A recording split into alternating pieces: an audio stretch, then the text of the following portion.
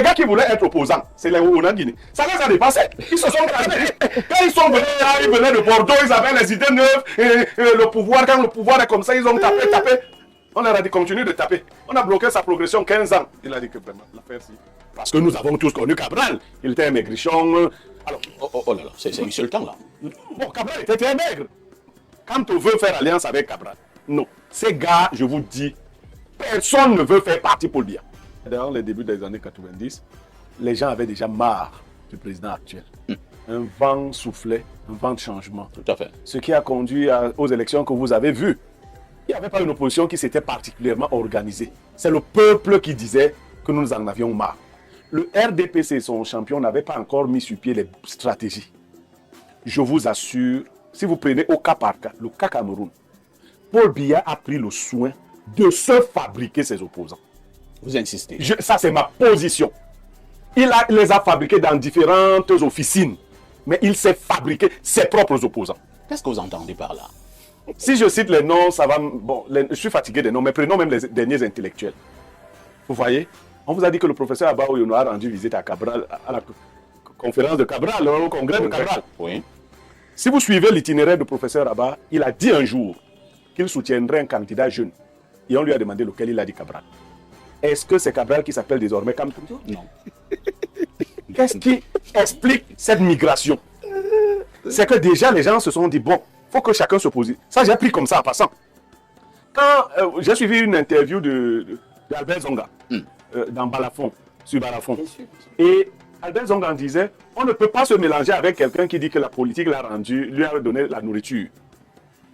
Et le journaliste était Cyril Botiko, lui dit, il y a quelqu'un qui a dit ça. Qui a dit ça? Il dit, bon, il y a quelqu'un qui a dit ça. Il parlait de Cabral. Parce qu'en fond, on avait mis effectivement l'image de Cabral. Et effectivement, Cabral l'a dit. Parce que nous avons tous connu Cabral. Il était un maigrichon. Alors, oh là là, c'est insultant là. Bon, Cabral était un maigre. Mais il n'avait pas de poids. Mais, bon, si vous plaît. On n'est pas né pour être corpulent. Non, aucun bassin ne met à l'argent. Cabral était comme ça. Et puis, quand vous dites qu'il n'est pas né pour avoir du poids, après il a du poids. Donc il était né pour avoir du poids et il n'en avait pas. Vous voyez que ces mutations-là vous amènent à comprendre que la stratégie RDPC a bien fonctionné. Après ces insultes-là, on vous dit que bon, quand on veut faire alliance avec Cabral, non. Ces gars, je vous dis, personne ne veut faire partie pour le bien. Personne. Ni les Anissé Kane est fatigué du combat. Dans les Arrêtes, fatigués du combat. Arrête a été une très grande opposante. Ça n'a pas donné. Et ils se disent que le temps est aussi arrivé pour... Mais bien sûr! Mais tu n'as pas compris. Tu étais dans un problème dans cette alliance. Parce que quand toi tu arrives là, tu ne comprends pas que les gens ont déjà compris. Toi tu es encore en arrière là, que bien avec tes idées. Les gars disent, regarde, ils disent que non. Il faut enlever vite le type ci. Il va nous brouiller le message. Il faut faire des groupuscules et Biya va récompenser chaque groupe. Ah bon? Mais c'est ça! C'est ça la stratégie. C'est ça la stratégie. Les gens vont en campagne. Tous ceux qui vont là, il n'y aura rien. Mais ils auront des dividendes. Ils ont même leurs appuis dans le parti au pouvoir, les ministres qui les soutiennent. Mais lorsque vous dites également ça de manière aussi froide, Pierre Blériot, est-ce que ce n'est pas aussi de nature à refroidir, excusez la tautologie, ce grand peuple camerounais, une bonne partie qui aspire au changement? Vous voulez que moi, Niémec, j'associe ma voix à la fourberie?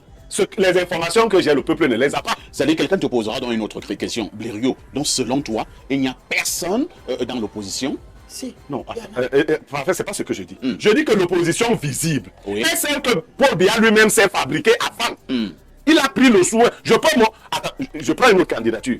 Quelle est l'opportunité de la candidature de Valère Bessala? C'est un Camerounais. Ah d'accord, il suffit d'être Camerounais. Vous voyez donc, est-ce que Diomaye Faye et son compte dit que nous sommes juste des Sénégalais? Il y a eu un travail de fond qui a été fait et ils ont vu là où l'orientation allait. Je vous ai dit qu'il était Valère dernièrement pour Cabral, non? Oui. Vous avez dit que c'est Valère qui a pris la dot de la femme de Cabral. Quelle est l'opportunité? Vous pensez que tout ce que Valère Bessala a fait sur les plateaux de télévision, y compris sur ce même plateau, puisque j'ai l'habitude de le recevoir sur ce plateau, il fait juste de la comédie? Valère Bessala était un monsieur intelligent. Très intelligent même, j'apprécie. Mais je dis, il ne fait pas de politique politicienne. Il ne s'est jamais tracé pour lui-même un itinéraire pour être chef d'État. Vous appuyez sur ses propres déclarations. Il a dit que le mouvement Jouvence n'était pas là pour présenter un candidat, mais pour porter tout candidat qui pourrait. Et quand on lui dit quel est le meilleur candidat de la jeunesse, il dit que c'est Cabral Libi. Il joue dans la quoi? Mais maintenant lui-même est candidat. Mais si Cabral est le meilleur, lui il est là pourquoi? Alors, c'est ça. Ça c'est pour embrouiller les Camerounais. Je dis que la politique va commencer. C'est ce que vous êtes en train de dire là, Oui. Blériot, ça peut faire en sorte que un de ces candidats passe encore en route là, le peuple peut s'en prendre à lui. Hein. C'est leur problème. Moi, je m'en fous quand ça Parce que vous êtes en train de mettre des idées dans la tête du peuple camerounais. Qui peuvent se dire à un moment donné, Blériot, que ce peuple qui peut se dire à un moment donné, mais attendez, nous avons été tous dans l'entourloupe. Mais nous sommes dans l'entourloupe. C'est ça la vérité. Je dis que le peuple camerounais qui tombé dans le piège, ces gars-là ont leurs alliances avec Biya. Il s'agit de part et d'autre pour que la communauté internationale croit qu'il y a la démocratie chez nous. Les gars qui voulaient être opposants, c'est les Guinée. Ça les a dépassés. Ils se sont calmés. Moi j'ai vu quelqu'un. Ça les a dépassés. Ils se sont calmés. Quand ils sont venus, ils venaient de Bordeaux, ils avaient les idées neuves. Et le pouvoir, quand le pouvoir est comme ça, ils ont tapé. On leur a dit continue de taper. On a bloqué sa progression 15 ans. Il a dit que vraiment, l'affaire si. Et personne pour te soutenir dans ces conditions-là. Si je vais faire l'autopsie des gens qui disent être de l'opposition, vous ne les écoutez pas. Mais ça gagne en dire opposant. Quelqu'un qui vous dit qu'il veut être nommé quelque part. Si vous voulez faire partie bien, laissez bien avec ces choses et ces nominations. Mettez-vous résolument dans l'opposition, travaillez. Construisez vos propres fortunes par vous-même. Vous entrez, vous jouez avec Biya, vous ressortez. Non, on veut faire partie. Ils ne veulent pas faire partie Biya. Tout ce qu'on organise là maintenant, c'est qu'on se demande si Biya disparaît sans qu'on ait fait une élection. Ça devient quoi? Un téléspectateur vous a dit que la vraie élection, c'est après Biya, n'est-ce pas? C'est pour cela que les gens sérieux se préparent. Pour le moment, Biya nous a eu. Ça, c'est mon mot de fin sur la question. Biya nous a eu. Dans la configuration que nous avons, ils n'ont pas encore suffisamment échoué pour tirer les leçons. Peut-être que l'échec à répétition va inspirer leur humilité. J'ai décidé de soutenir la candidature d'Akeri. Ah bon? Et je lui conseille de prendre lui-même son bâton de pèlerin. Et pourquoi soutenir la candidature d'Akeri? Je lui conseille de prendre Qu'est-ce qu'il a de plus? Il a beaucoup de choses de plus. Lui-même, il devient aussi un éternel candidat. Hein? Peu importe. Il appartient à la société civile. Lui, la candidature a été élu. Les partis politiques, Des centaines de fois dans son corps. Des centaines de fois. Laissez-moi terminer. Les partis politiques d'opposition, tous leurs leaders prennent chacun pour son propre parti un bilan négatif, à l'exception de Cabral, qui a pris un parti qui était dans le sac. Et pour le premier coup, il a fait de ce parti un parti. Qui lui a donné le parti là? Laisse. Ça, c'est peut-être dans ta mafia que tu connais. Qui lui a donné le parti là? Mais ça n'empêche pas. Beaucoup d'autres ont eu des partis, ils n'ont pas pu en faire des partis représentatifs. Lui, il a montré que, intrinsèquement, il a du potentiel politique. Bien sûr qu'il a. Il en a. Et c'est ça qui m'intéresse. Par contre, personne ne sait ce que la deuxième édition sera. Parce que quand vous regardez la courbe de progression des partis, l'UNDP a commencé à 63 députés, elle est à 7. L'UPC a commencé à 18 députés, elle est à 0. Avec émiettement 3 secrétaires généraux. Le SDF a commencé à 43 députés, il est à 5. Cela suppose que le PCRL peut commencer à 5 députés, mais si les autres sont partis de 43 et que lui passe seulement de 5, à la prochaine élection, il va être à 0. Cela veut donc dire que nous devons aujourd'hui chercher... Vous ne prédisez pas de bonnes choses pour le Non, PCRL. mais moi je suis... Vous faites une analyse froide. Moi, mon analyse est scientifique. D'accord? S'il y a 10 cas et que 8 cas sont des cas régressifs, la probabilité pour que le 9e cas aussi soit un cas régressif est forte. Très vrai. Donc je conclue sur cette question en disant que ces exemples nous montrent que la société politique n'est plus celle qui peut nous permettre de faire le combat. Pierre Blériot, Niamek, lorsqu'on vient d'écouter Elimi Lobé dénoncer, lorsqu'on vient d'écouter Elimi Lobé argumenter, parlant de l'opposition, faisant l'autopsie de toutes ces alliances qui sont nées, est-ce que nous n'allons pas arriver à une déduction au Cameroun? Le problème de l'opposition serait-elle l'opposition elle-même? J'ai déjà donné ma position claire sur les tares et les avatars de l'opposition camerounaise. Je vous ai dit qu'en 92, dans les débuts des années 90, les gens avaient déjà marre du président actuel. Un vent soufflait, un vent de changement. Tout à fait. Ce qui a conduit aux élections que vous avez vues. Il n'y avait pas une opposition qui s'était particulièrement organisée. C'est le peuple qui disait que nous en avions marre. Le RDPC, son champion, n'avait pas encore mis sur pied les stratégies.